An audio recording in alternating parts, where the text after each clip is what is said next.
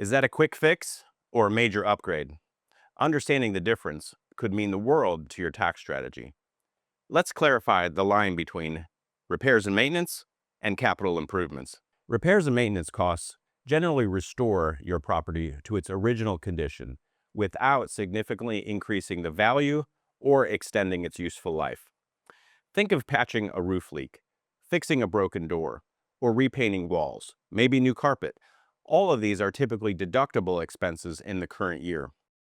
Capitalized improvements, on the other hand, go beyond simple fixes.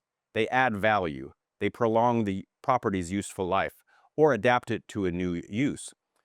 Replacing the entire roof, adding an extension to the building, or installing a new HVAC system are examples of capital improvements that must be depreciated over time rather than immediately expensed. For minor, well-defined projects, your CPAs can classify expenses as repairs or improvements using standard guidelines. But when you're dealing with larger, more complex upgrades, especially those of $100,000 or more, an engineering-focused review may be very beneficial. This ensures each cost is accurately identified and categorized, allowing you to fully leverage immediate deductions for repairs and maximize long-term benefits for capital improvements. Do you need help untangling repairs from improvements?